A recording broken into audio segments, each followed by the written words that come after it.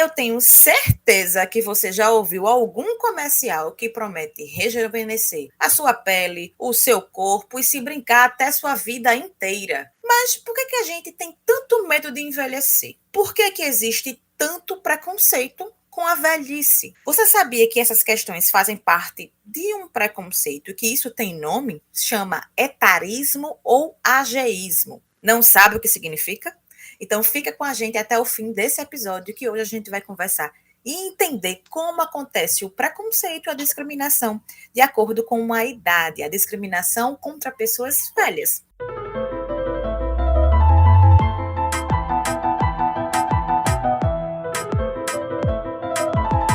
Desteoriza, um podcast sobre ciência e um monte de assunto que quase ninguém entende direito.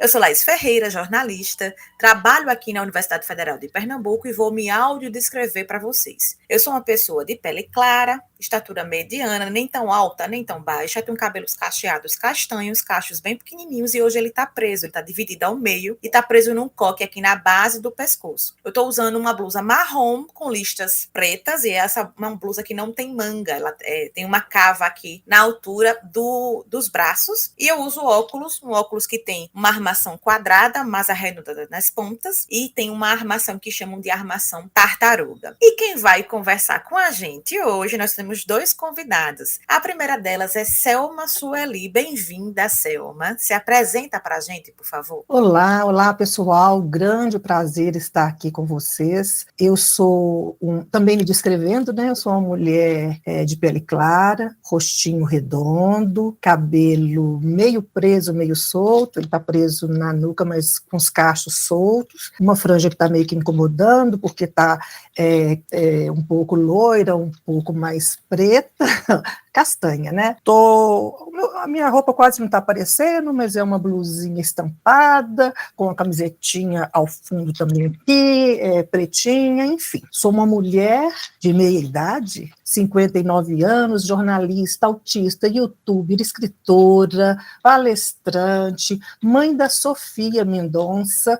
Fiz uma grande carreira no rádio, amo esse veículo de comunicação e agora estou no meio digital, no meio virtual como empreendedora e o principal ponto de trabalho é comigo e minha filha no Mundo Autista, onde a gente leva mais informações para ter menos preconceito, evidentemente. Bem-vinda, Selma. Obrigada por ter aceito o nosso convite. Quem também participa com a gente hoje é Valmir Moratelli. Bem-vindo, Valmir.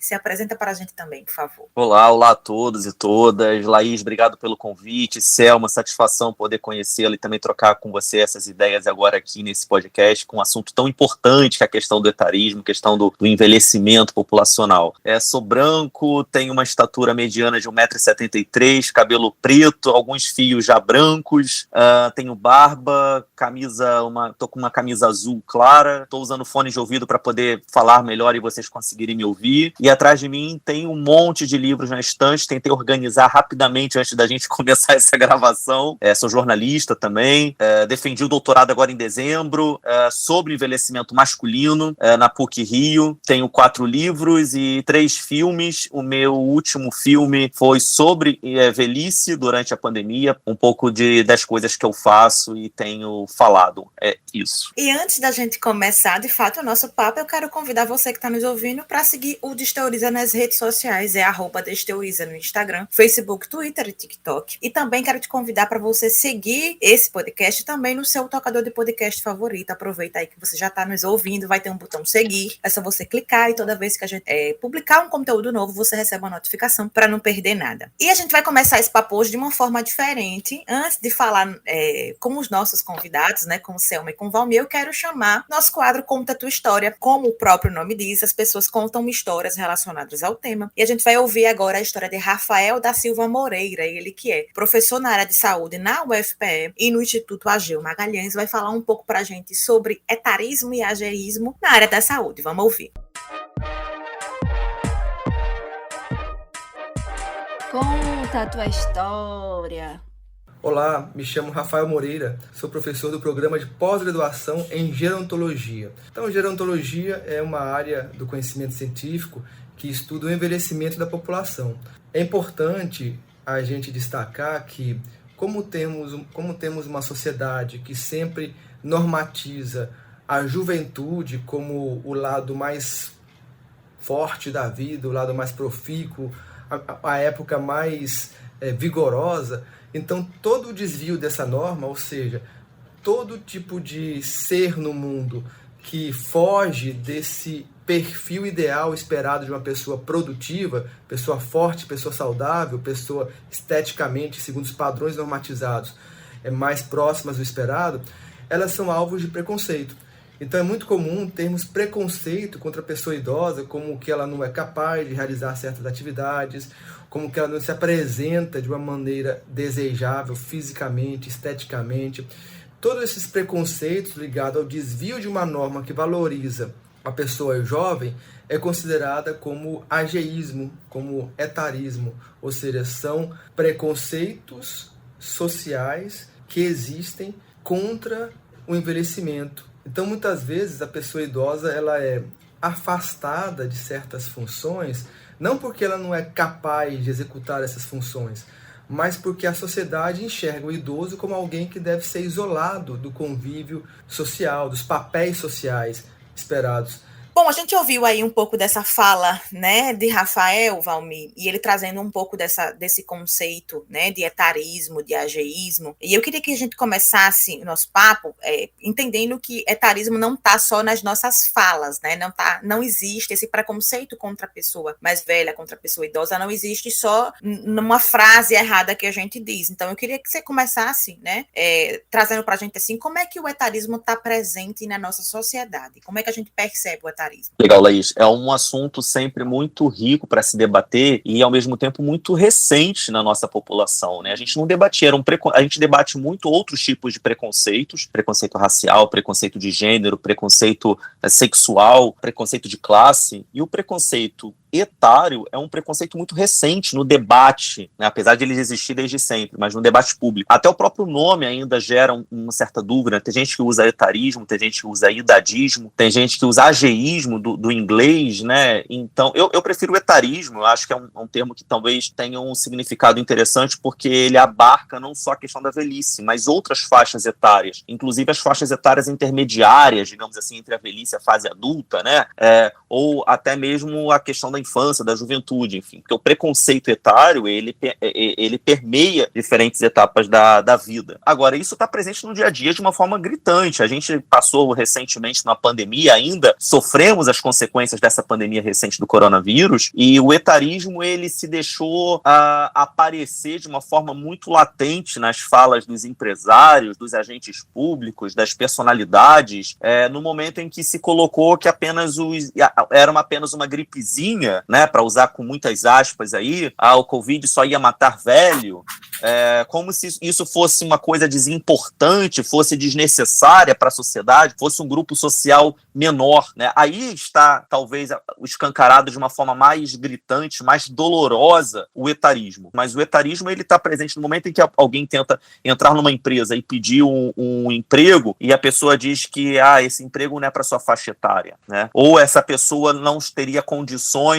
de estar ligada a tecnologias por causa da faixa etária. Isso é um etarismo. Isso é uma forma de você induzir essa pessoa a uma incapacidade técnica, ou, melhor, uma incapacidade social dela ser um agente social, de estar produzindo, simplesmente porque ela já não tem mais aquela faixa etária correspondente ao que a gente socialmente constrói, né, como sendo. Porque a velhice, é importante, inclusive, a gente já colocar isso no nosso início de debate, a velhice é um termo socialmente construído, né? É difícil determinar o que é ser velho.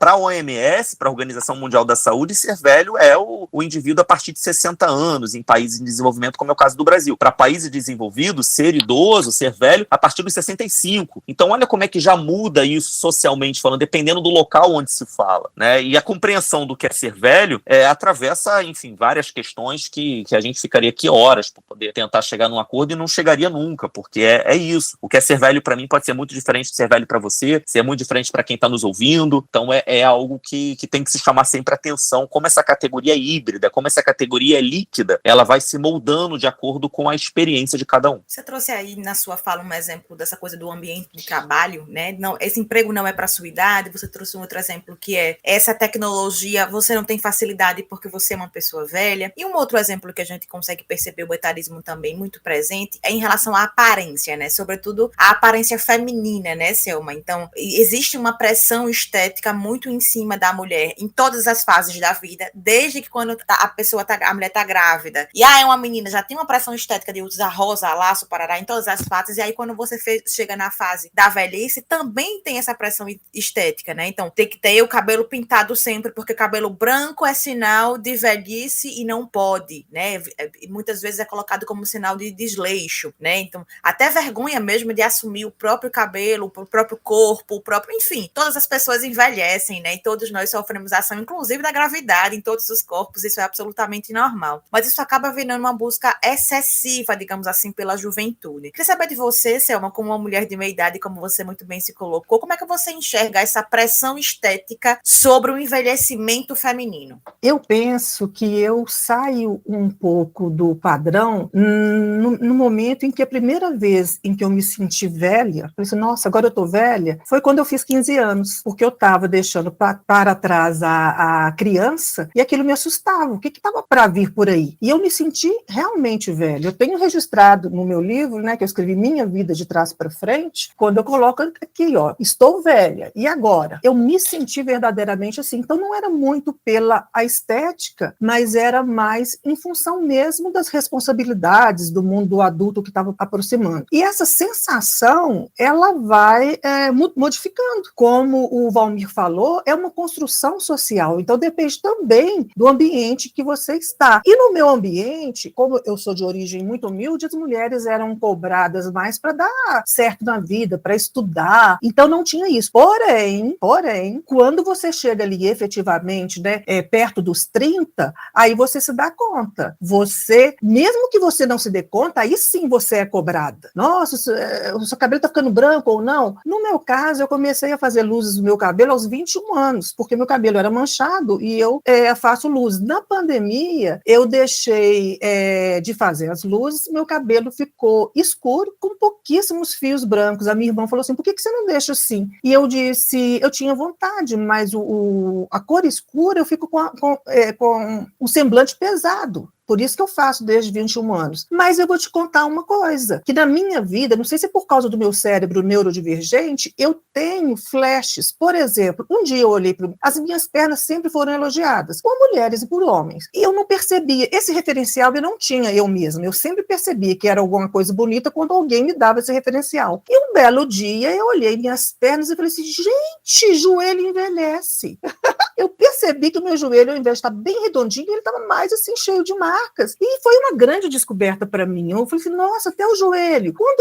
Hoje minha mãe está com 81. Quando ela estava com 62, ela falou assim, me incomoda isso aqui de bulldog, aqui no rosto, que você não fica bem definido. E eu olhava e não conseguia enxergar. Porém, quando eu olho hoje, me incomoda também isso. Eu sinto que caiu, eu sinto o bigode chinês. E aí você fica com a expressão mais fechada, que nem sempre transmite tesão que eu tenho por dentro, alegria, excitação, enfim. E aí você começa a verificar na prática como que às vezes as mudanças do seu corpo traem o que você tem na mente. Mas a primeira vez que eu senti o preconceito da idade de uma forma pesada, cruel, porque eu penso que nós, num primeiro momento, somos todos preconceituosos na medida em que a gente não conhece determinado tema. Você não conhece, você pensa em alguma coisa, você cria um preconceito que você vai desfazer ou não. O pior é quando aquelas pessoas não desfazem esse preconceito, aí vira discriminação. Foi muito ruim que o meu diagnóstico de autismo leve com altas habilidades veio quando eu estava com 53 anos. Hoje eu estou com 59. Acabou de completar 6 anos do meu diagnóstico e o próprio psiquiatra, que já acompanhava a minha filha, que está com 25 anos, virou para mim e falou assim, mas para que você quer o diagnóstico? Você já casou, você já tem graduação, você já tem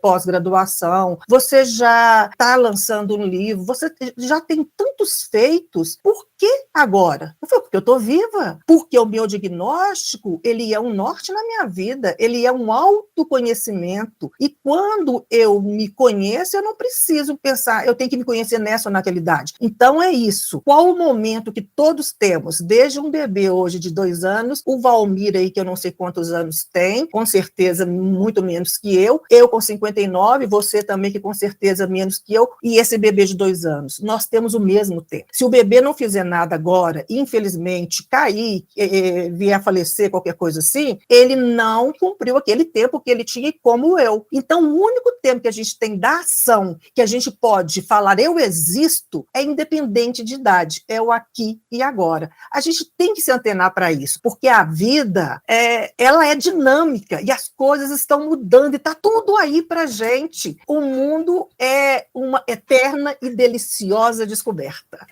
Como você muito bem colocou, Selma, essa coisa de como você se sente também, você passa um pouco pela questão da imagem, né? A gente falou dessa coisa da pressão social, passa um pouco pela imagem, e esse exemplo que você trouxe, né, desse médico, também converge um pouco para o que o Valmir estava dizendo da ideia de velhice como construção social, né? A pessoa velha, quem é a pessoa velha, né? A gente também constrói esse imaginário, essa ideia da pessoa velha, uma pessoa do cabelo branco, como uma pessoa que não tem mais mobilidade, ou que não faz mais nada, ou que não é produtivo. E essa ideia, né, essa construção social da velhice passa necessariamente pelos meios de comunicação, né, Valmir? E eu sei que você pesquisa essa área também, né, no seu trabalho. Como é que você percebe, como é que se dá essa construção da velhice na mídia, nos produtos midiáticos? Então, Laís, eu acho o seguinte, a gente tem uma questão muito forte no Brasil das pessoas não se verem velhas, né? A gente, inclusive, costuma associar o Brasil a um país jovem, no sentido, claro, em relação à Europa e outros países que têm um entendimento maior sobre envelhecimento populacional, nós começamos a envelhecer há muito menos tempo. Mas, ao mesmo tempo, isso quando aconteceu foi tipo avassalador nesse sentido, foi muito rápido, né? Hoje nós temos um nível de envelhecimento populacional muito próximo a certos países europeus, já se equivalem, inclusive. A mídia costuma acompanhar e representar esses modelos de acordo com o que a própria sociedade tende a consumir. Então nós vemos filmes, vemos séries, telenovelas, né, que é um produto de entretenimento muito forte no país, entretenimento gratuito, inclusive na TV aberta. Ouvimos músicas e vários outros tipos de produtos midiáticos que tendem a representar esse tipo de modelo como sendo de uma velhice quase que inutilizável socialmente. Isso dentro de uma máxima neoliberal em que os corpos precisam estar sempre produzindo algo para ter valor na sociedade. Então, enquanto isso vem desde a Revolução Industrial, lá no início do capitalismo, desse modelo de organização social em que as pessoas precisam estar nas fábricas, precisam estar nas ruas para poder produzir algo como bem comum. E a partir do momento em que esses corpos já não demonstram força, eles já não são mais úteis. Então daí vem, inclusive, isso vai sendo exacerbado ao longo das décadas e dos séculos, a ponto de chegarmos hoje, na atualidade, em que existe um modelo de descarte, e os idosos são descartados, né? A temática da velhice é uma temática sempre vista como algo menor. Agora eu acho que tem tido uma virada de chave, Laís. Os meios de comunicação começam a acordar para o valor dos idosos, principalmente porque existe uma força muito forte de consumo por parte da população idosa. Então passa a ser interessante incluir a velhice dentro desses meios de comunicação, do marketing, né? A moda, o vestuário, o consumo passa a ser uma forma de inclusão por parte da velhice, porque há uma classe média, principalmente nos grandes centros urbanos, que está querendo se ver representada também nos filmes, nas novelas. Então a gente tem muito dessa representação surgindo, né? Tem o beijo entre idosos, que já não acontecia há muito tempo, e você começa a ver. Tem séries na Netflix, na Globoplay, que começam a abordar as temáticas da velhice. Por quê? Porque existe um público consumidor ávido por interesse também por esse tipo de assunto. Você falou aí um recorte que eu estou fazendo aí, um gancho na tua fala, Valmir, relacionado a essa coisa de perceber ou não a pessoa a partir do viés de geração de riquezas, né? Do quanto essa pessoa é ou não produtiva, e essa ideia de que a pessoa idosa, ela deixou de ser produtiva, ela não tem utilidade. Quase que eu acho que a palavra é essa mesma, é enxergar a pessoa velha, a pessoa idosa, como não tendo utilidade, como se ela não tivesse gerado riqueza ao longo da vida dela inteira, né? Então, de olhar, inclusive, a pessoa que está aposentada como não tem utilidade e criar essa ideia de que é a pessoa que fica naquele estereótipo antigo da cadeira de balanço, sem fazer nada, as mulheres quase que sempre fazendo crochê, e aí abrindo um parêntese aqui, que trabalho de manuais não tem idade, fazer crochê não tem nada a ver com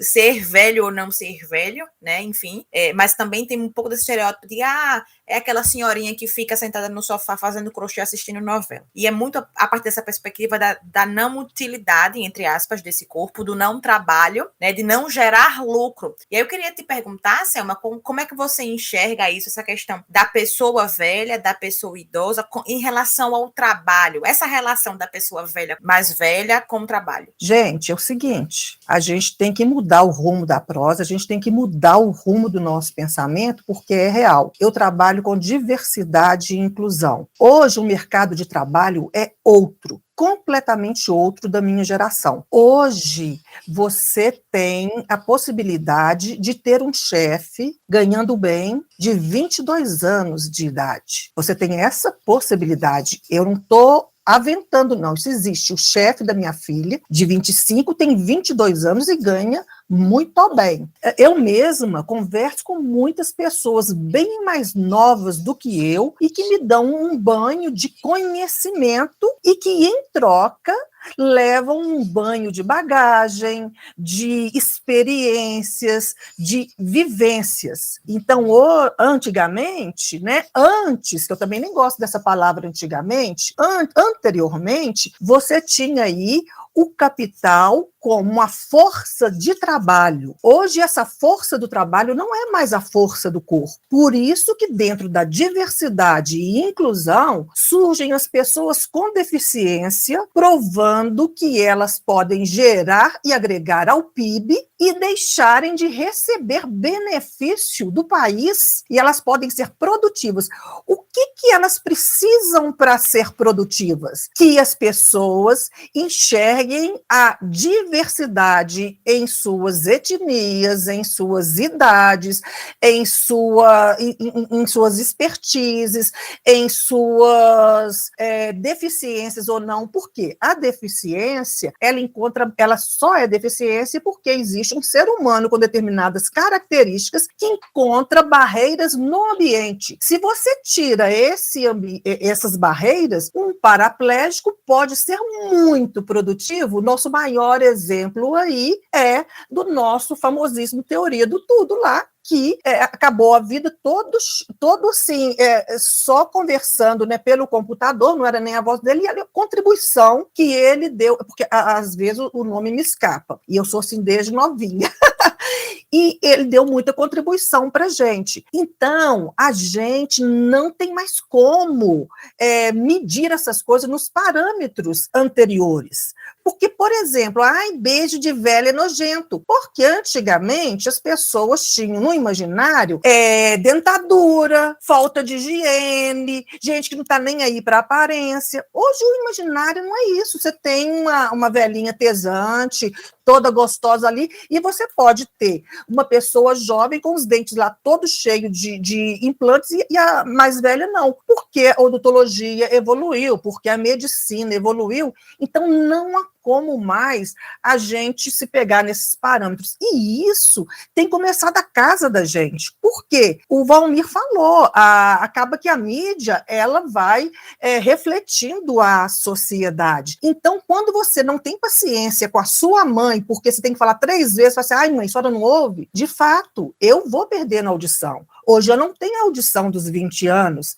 então a minha filha tem que ter mais paciência comigo, sim. O meu corpo hoje, eu levei um susto quando eu tentei subir um palco e que o meu corpo não me acompanhou. Eu não tenho mais a mesma elasticidade. Vocês percebam como é que eu fui descobrindo as coisas, gente. A minha velhice, entre aspas, fazendo.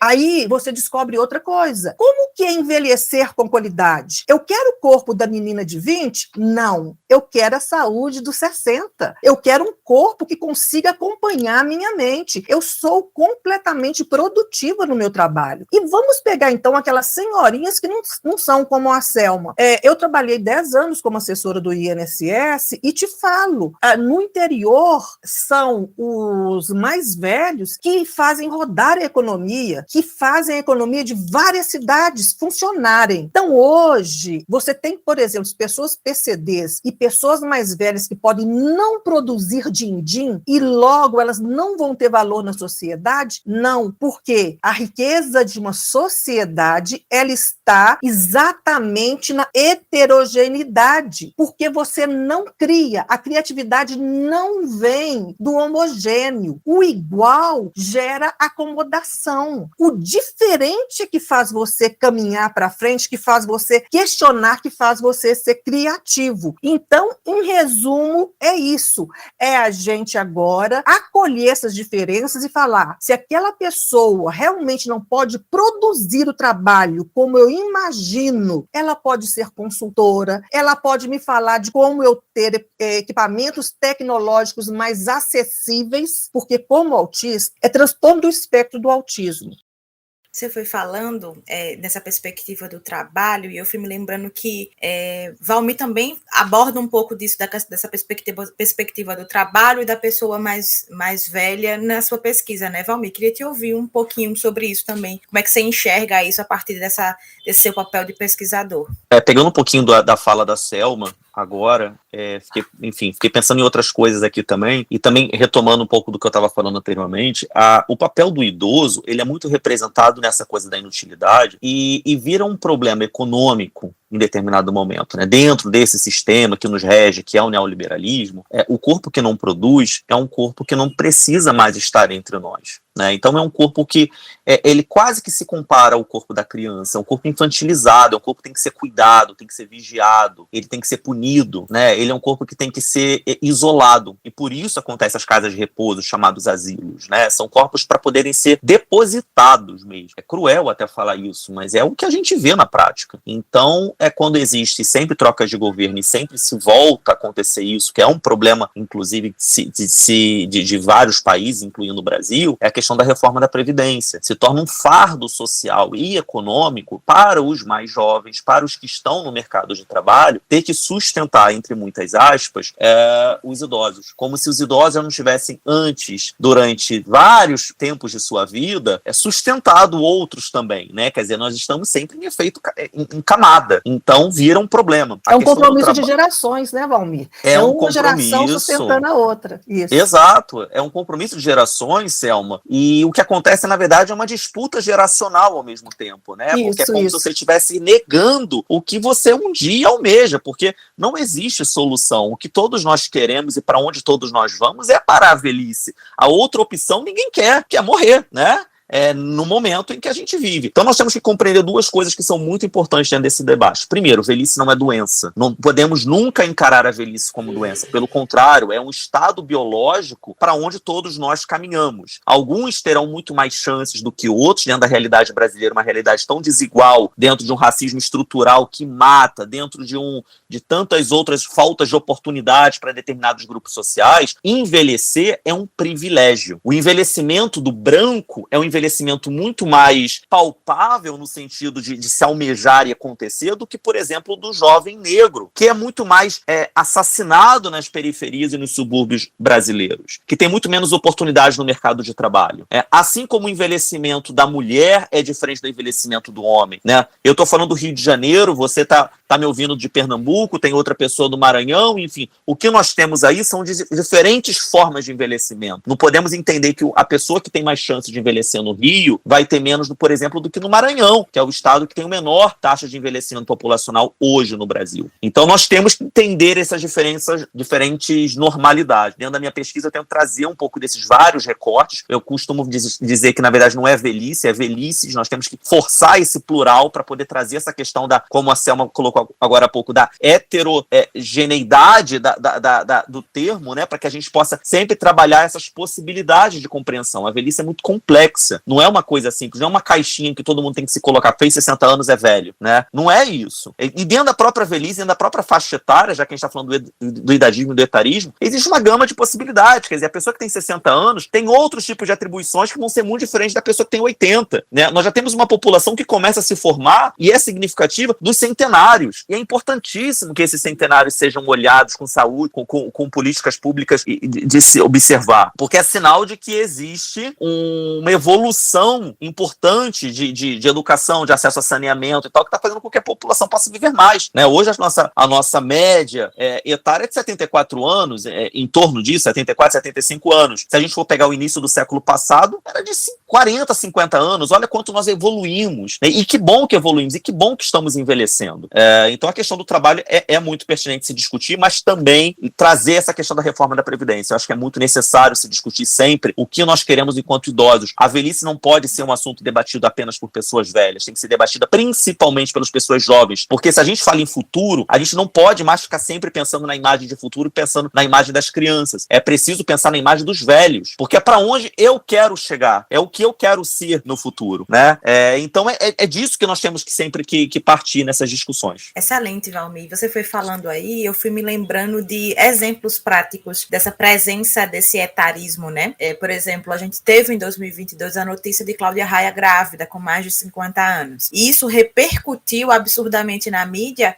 Meu Deus, uma mulher com mais de 50 anos. Isso repercutiu absurdamente, sobretudo nos meios de comunicação, na internet. E aí ela veio a público falar: gente, por que vocês estão questionando o fato de eu estar grávida? Fiquem felizes junto comigo, né? Enfim. E eu lembro de uma frase de Jarbas Homem de Melo, né, um companheiro de Cláudia Raia, dizendo assim: ninguém me questionou eu ser pai pela primeira vez aos 53 anos, mas estão todos questionando o fato de Cláudia ser mãe pela terceira vez com mais de 50 anos, né? E aí isso já tem essa coisa da perspectiva do gênero, e aí você foi falando, eu fui me lembrando desse exemplo por ser um exemplo midiático, mas também trazer exemplos de outros recortes que você muito bem falou, um recorte de raça, né? Então é muito mais complicado, por exemplo, uma pessoa negra envelhecer em termos de questões sociais mesmo, por falta de acesso, muitas vezes, à saúde pública de qualidade. Então, uma pessoa idosa negra tem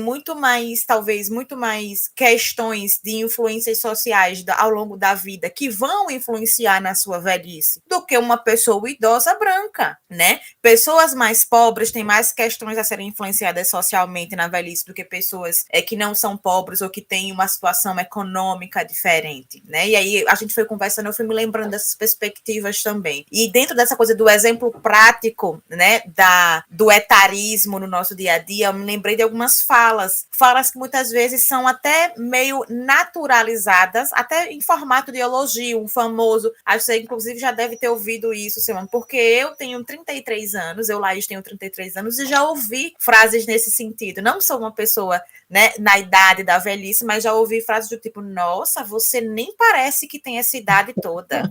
Nossa, você tem um rosto muito novo, você não parece ter essa idade. Ou uma roupa do tipo assim: ah, não, essa roupa eu acho que não cabe mais para sua idade, é mais para uma pessoa mais nova, né? Então tem um pouco dessa presença, assim, eu acho que você já deve ter ouvido alguma coisa nesse sentido, né, Selma? Como é que você recebe esse tipo de frase? Eu ouvi coisa pior, porque... Ainda bem que eu ouvi gostosa também, nossa! Olha aí, ainda bem! Mas uma coisa que me mata, gente, é quando me falam que eu estou conservada. Sim, você Eu tá me até como se sinto, fosse eu me um sinto objeto que está pico. imerso a um formol que precisa ser conservado, né, para não envelhecer. Eu não quero parecer ter 20 anos, não. Eu não quero ter a beleza, ou o frescor, ou o vigor dos 20 anos, não. Eu quero ter a iluminação da minha idade. Eu não tenho nenhum grilo com isso, não. Mas acontece que enxergar essa iluminação é que é difícil. As pessoas, elas não enxergam, elas não veem o quão um homem Richard Gere, cara, né? George Clooney, são velhos, em tese, né, pelos nossos conceitos, e são caras, nossa, então, com que olhos que a gente olha? Mas toda vez que a gente faz isso, a gente pega o lado do privilegiado. E o Valmir falou isso muito, muito bem. Nosso país é imenso, e a gente tem que pensar que, primeiro, as pessoas pretas, para envelhecerem, elas têm que ter o direito à vida. E eu me assustei muito quando eu estava entrevistando uma mãe preta de autista, que eu falei com ela assim, você, como todas nós, mães de autistas, você tem medo de morrer, né? Como que vai ficar meu filho? Ela falou assim, Selma, eu ainda não penso nesse patamar, não, que meu filho está com 6 anos e eu fico orientando ele, como a gente é de periferia, para ele conseguir sair com vida da adolescência. Percebam isso. Eu já estudei sobre isso, até arrepiei. Eu já estudei sobre isso, eu já ouvi falar sobre isso, mas naquele momento eu fiquei muito próxima de sentir aquilo. Isso é muito doido.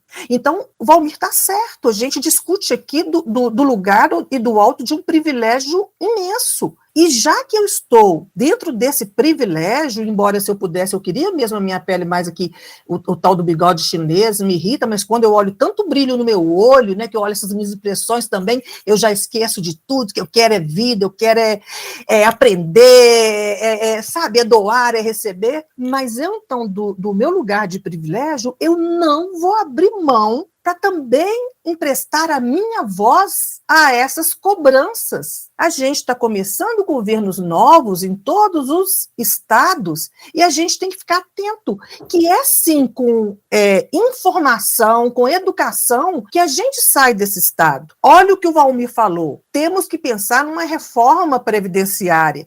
E ele está certo, porque aqui a gente está tendo cada vez menos filhos e com o avanço da medicina a gente está ficando mais longevo. Mas quem que vai chegar lá e que país que vai ter para essas pessoas longevas num país que a gente tem um índice de pobreza, né, no INSS, 80% é de gente que recebe salário mínimo.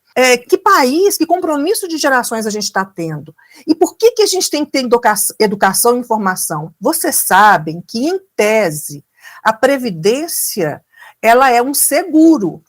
Selma, deixa eu só fazer um parênteses. Eu sou a favor da reforma da Previdência, mas não dessas reformas que são feitas anualmente, sempre colocando cada vez mais tardiamente para as pessoas se aposentarem e não dão condições para as pessoas se manterem dentro do mercado de trabalho cada vez mais competitivo e desigual, né? E diminuindo cada vez mais a aposentadoria pelo ganho da inflação. Então é um absurdo. Hoje ninguém consegue viver com salário mínimo nesse país, né? Então acho que é sempre bom deixar isso registrado. Essa reforma da Previdência, eu sou a favor de que se aumente cada vez mais, inclusive, a participação das pessoas dentro do mercado de trabalho com condições igualitárias, de gênero, de classe social, de cor, enfim. É uma bandeira que tem que ser toda nossa.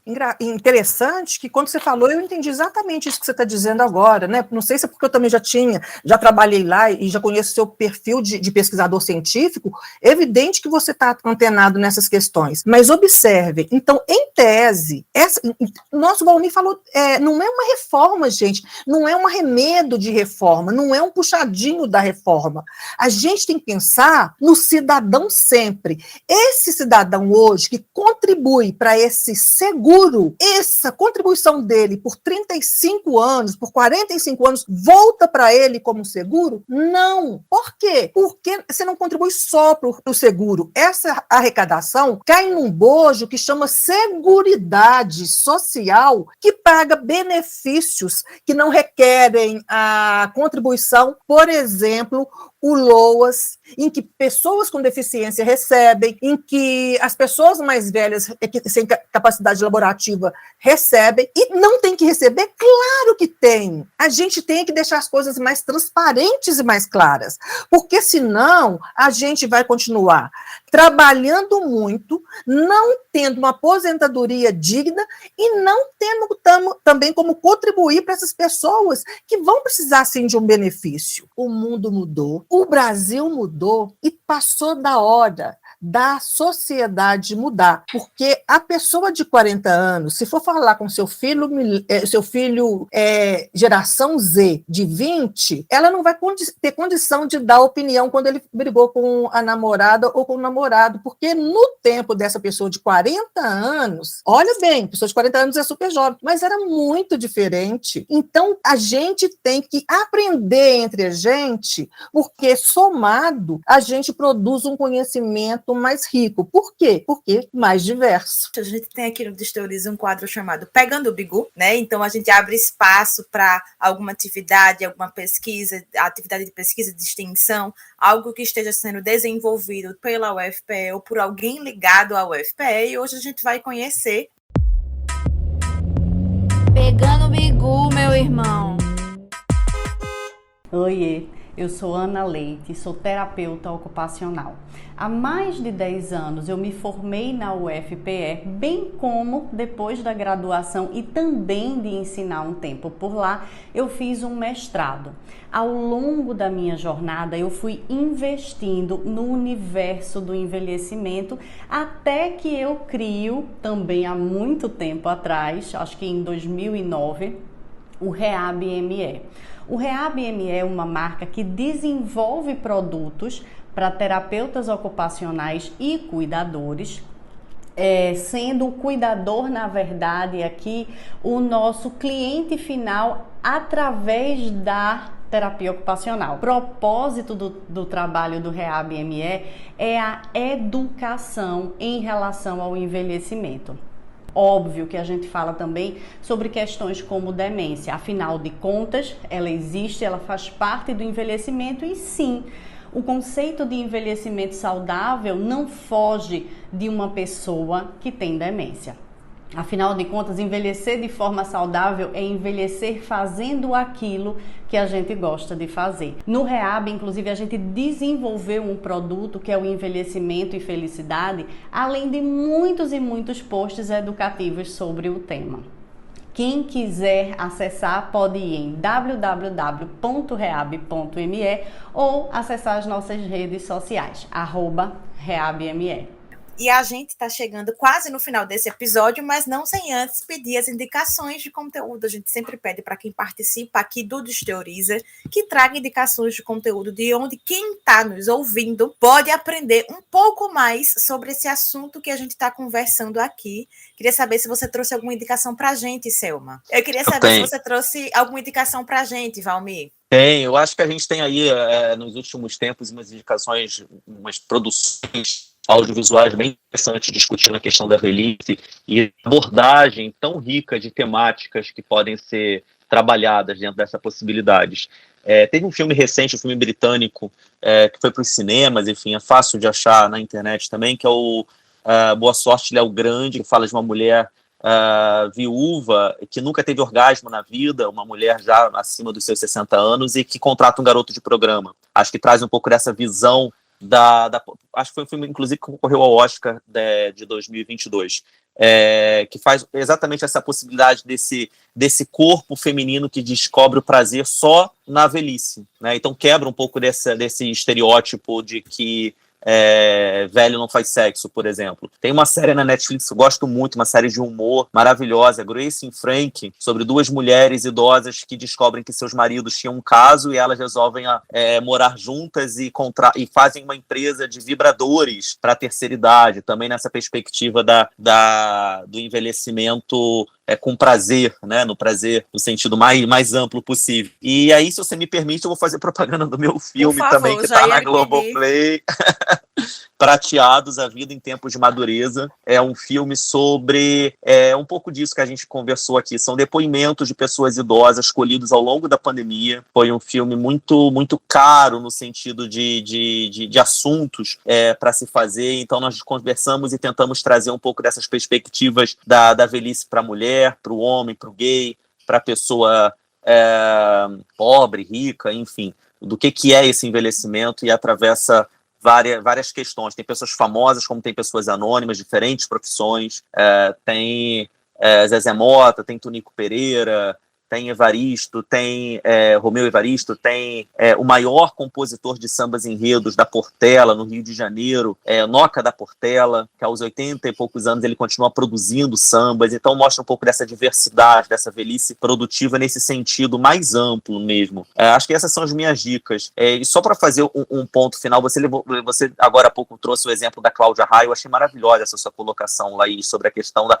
como é que as pessoas percebem, né? Como é que a diferença de abordagem para o corpo masculino e do corpo feminino é tão gritante, né? Chama tanta atenção, porque o envelhecimento feminino passa a ser datado a partir do momento em que a mulher deixa de engravidar, né? Ou seja, já é um corpo que não produz. Mais uma vez, a questão da produtividade, a questão da fábrica, a questão esse corpo já não produz para a sociedade algo útil, então ele é descartado. Essa mulher já não tem mais o que oferecer, né? O corpo masculino tende a se tardar nesse envelhecimento, de se entender esse envelhecimento mais tardiamente, por causa da questão de produtividade, não só sexual, mas também de força, né? Então, o homem grisalho é sempre o charmoso, né? Então, vamos ficar atentos, já que a gente está dando dicas culturais aqui, dicas de audiovisuais, vamos ficar atentos e vamos exigir e cobrar cada vez mais que atores idosos tenham protagonismo. É importante não apenas estarem nas produções, mas que eles sejam protagonistas de suas próprias histórias. Só assim a gente vai conseguir, e a comunicação tem fundamental nisso, vai conseguir quebrar essa triste realidade brasileira de ataque aos idosos diariamente. É isso. Perfeita a sua colocação, Valmir. E aí, Selma, trouxe alguma indicação para a gente? E aí, eu sou assim, alucinada com narrativas de vida, com as narrativas humanas. Então, eu vou convidar vocês, nesse momento, para que vocês exercitem pelo menos um dia ou uma semana o estar sempre com pessoas de idades diferentes de vocês, conversando coisas corriqueiras. Porque vocês vão descobrir que é possível vocês falarem sobre assuntos diante de várias perspectivas. Não precisa da mãe que quer acompanhar a galera o rolê do filho achar que tem 20, 18 anos para fazer isso. Ela pode ir com a idade dela, porque ela agrega alguma coisa e pega alguma coisa deles. E aí eu me lembrei da Andréa Beltrão, no ano passado, que incorporou uma personagem que ela sofreu muito, porque a profissão dela pedia para que esse corpo dela fosse jovem, até que ela se apropriou e legitimou o quê? Da nossa riqueza humana, do nosso insumo mais valioso, que é o nosso jeito único de ser. Então, Selma, mas isso está muito intangível. Então, vocês vão tentar participar de grupos de idades com pessoas heterogêneas e vocês vão ver que vocês vão ter acesso a várias perspectivas e que isso enriquece muito. E eu vou convidar também para vocês ouvirem Valsinha de Chico Buarque, pensando em pessoas. Uma vez eu fiz uma palestra para pessoas, né, que eles falam, pessoas da terceira idade, e falei, gente, tudo depende da gente, porque observe, um dia ele chegou tão diferente do seu jeito de sempre chegar. Ele não estava mais acomodado, né? Aí ele olhou-a de um jeito muito mais quente do que sempre costumava olhar. E não maldisse a vida tanto quanto era o seu jeito de sempre falar. Não caiu na mesmice, né? E também não deixou-a só num canto, o corpo velho, né, gente, esquecido, mas ele convidou-a para rodar. Quando ele chega assim, ele criou uma coisa linda. Então, ela se fez bonita como há muito tempo não queria usar. Mas ela tinha lá o vestido decotado, cheirando aguardado de tanto esperar e de esperançar. Ela não estava morta, ela estava viva. E então, os dois deram seus braços, se descobriram, se uniram novamente e foram para a praça, porque o mundo é de todo mundo. E começaram a se abraçar. E cheios de ternura e graça, né, foram para a praça e começaram a se abraçar. E aí, gente, olha o que louco. Foram tantos beijos loucos e tantos gritos roucos que não se ouvia mais, mas que estão ali, dentro do ser humano que existe. E o mundo, sabe nessa hora o que aconteceu? E o mundo compreendeu que o dia amanheceu em paz. Independente da idade, a gente só quer se dizer ao mundo. E isso faz com que o mundo tenha paz. Escutem essa música de Chico Buarque. Excelentes indicações. Eu quero deixar, a gente está chegando no final, já quero deixar esse espaço para vocês se despedirem. Bom, agradeço muito ao convite, Laís, pela mediação, Selma, pela companhia aqui, pela troca de mensagens tão enriquecedoras que nos fazem pensar e questionar cada vez mais, né, porque a gente não tem verdades absolutas nunca, a gente está sempre construindo pontes para chegar em algum lugar. Onde vai dar, a gente não sabe. Eu fico muito feliz dessa troca. Queria só deixar esse recado realmente da gente poder olhar, observar mais e consumir mais material em que seja a velhice como centro das atenções, porque é um assunto que precisamos cada vez mais discutir. É isso. Pois bem, eu quero dizer aí para a galera que essa parada da velhice dá rolê. Vocês podem pagar para ver, viu? E essa troca é maravilhosa. Eu quero agradecer muito, Laís, eu quero agradecer ao Jonas, que fez contato comigo, a vocês desse podcast que leva tanta coisa para as pessoas, a Universidade Federal de Pernambuco. Eu quero agradecer a companhia maravilhosa do Valmir, que atiçou em mim o desejo de saber mais sobre tantas pontuações que ele fez. Gente, ser humano é lindo em qualquer idade.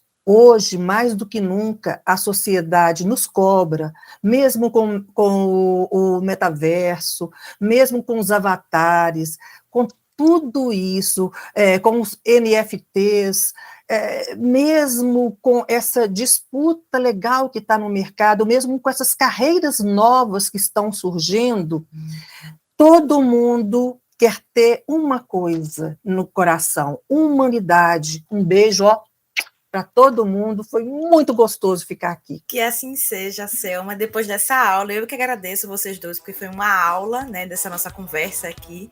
E agradeço também você que ficou ouvindo a gente até o final.